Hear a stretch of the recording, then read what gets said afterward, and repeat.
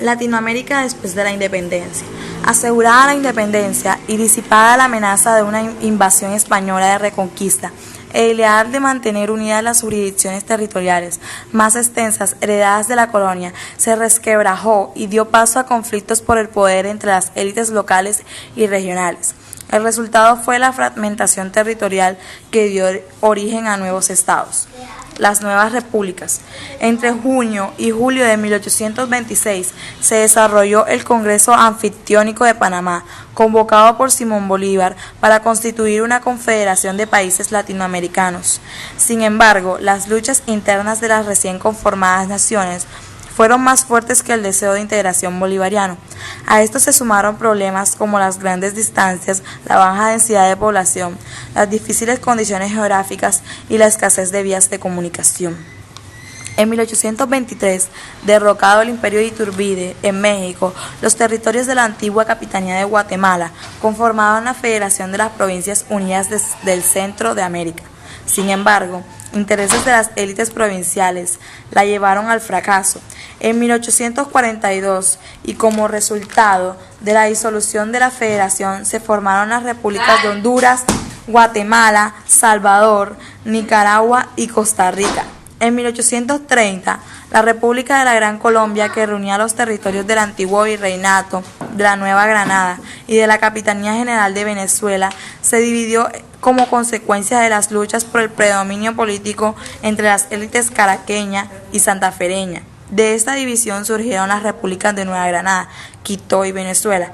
Desde 1828, Argentina entró en una guerra civil entre federalistas y unitarios que amenazó con destruir la unidad lograda después de la independencia. En 1831, la guerra culminó con el Pacto Federal, el cual otorgó gran autonomía de las provincias que se constituyeron casi en estados independientes.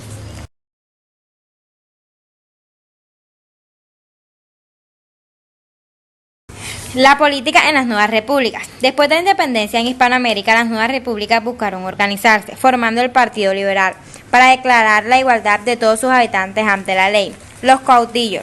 Las colonias se convirtieron en república independiente después que se presentó una grave situación económica y se dificultó la reorganización de los países.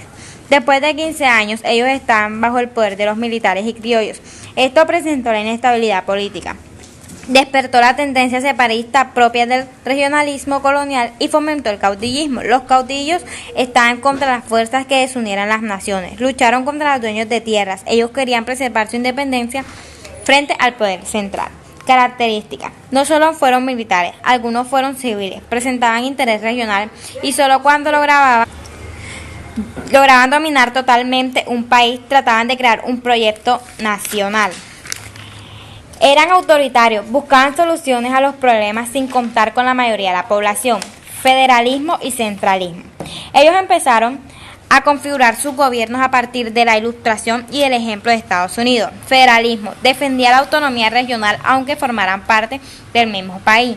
Centralista. Establecía un gobierno central fuerte. Formación de los partidos políticos. Surgieron dos corrientes políticas: las liberales y conservadores. Los liberales, su nombre lo dice, las ideas eran libres. Ellos se basan en las ideas de la Ilustración, Revolución Francesa y Parlamento inglés. No quería que estuviera la Iglesia y el Estado juntos. Defendía la educación laica. Conservadores son conservistas. Ellos creen que la Iglesia es la columna vertebral de la sociedad. No le daban mucha libertad al pueblo. A pesar de su diferencia, tenían cosas en común, como la oposición al intervencionalismo del Estado de la economía y que el pueblo no podía participar en política. Ellos se beneficiaron en la importación de productos agrícolas.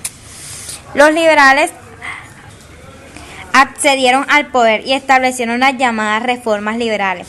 Sus consecuencias fueron separadas de la Iglesia y el Estado.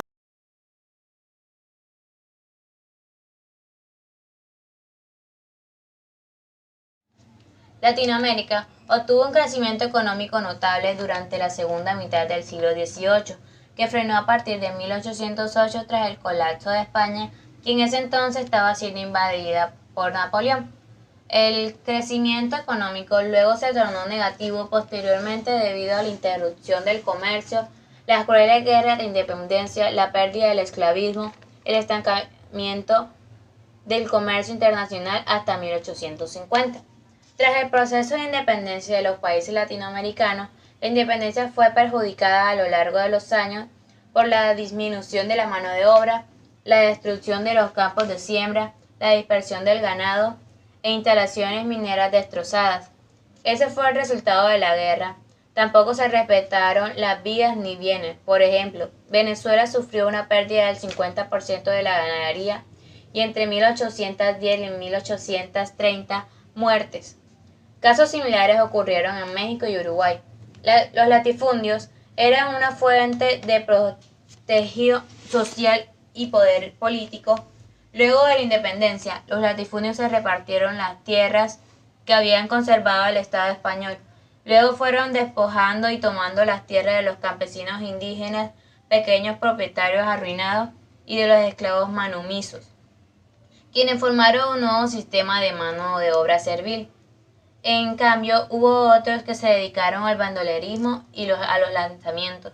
El desarrollo de los latifundios se debió a la necesidad de producir materia prima con destino a Europa. La tierra fue la única posibilidad de desarrollo económico de las nuevas naciones. Esto facilitó la entrada del capital europeo. Las élites de las naciones repúblicas buscaron la forma de incrementar sus relaciones comerciales en sus potencias europeas. Venezuela y México, como consecuencia de la distribución causada por el proceso de independencia, no lograron recuperar sus niveles de exportación y su economía interna sufrió una profunda crisis. Argentina, Perú y Chile, en cambio, tuvieron una suerte de colocar algunos productos en el mercado internacional a través de Inglaterra. Los demás países, durante la primera mitad del siglo XIX, estuvieron en una continua carrera por encontrar algunos productos exportadores para enriquecer sus empobrecidas economías. Con la inclusión de América Latina en la economía mundial, nacieron tres tipos de economías.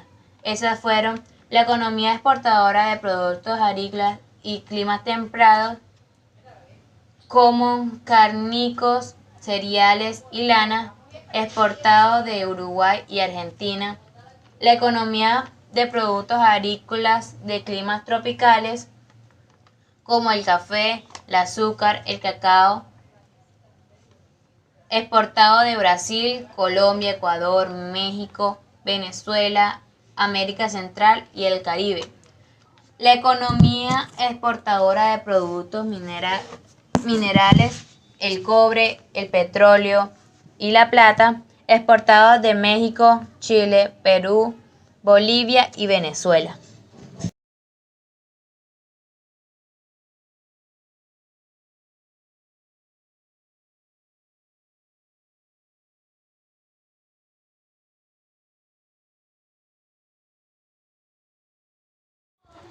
En la sociedad en las nuevas repúblicas, el desarrollo económico de América Latina necesitó un poblamiento constante, apoyando en la colonización de tierras y en la inmigración europea. Por esa razón, las políticas económicas con respecto a las tenencias de las tierras afectaron a los indígenas, al campesinado mestizo y los negros. La situación no cambió respecto a la colonia. El racismo se justificó bajo la supuesta idea de la superioridad de la raza blanca. Los blancos representaban la civilización y el progreso económico. Los latifundios contrataron a unos campesinos a muy bajo precio. Ellos les hacían préstamos a los campesinos de alimentos y herramientas sobre los sueldos. Los campesinos no podían pagar los préstamos que realizaban, así que quedaban con grandes deudas, arrendaban pequeñas parcelas y las explotaban.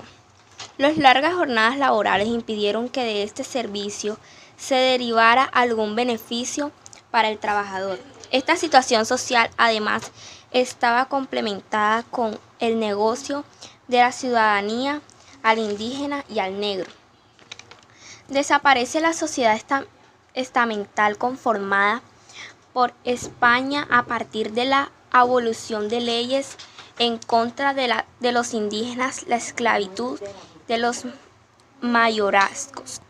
Existen tensiones con la Iglesia, ya que ésta no permitió que siguiera la lógica del patronato que existía anteriormente y que los nuevos estados intentaron no aplicar.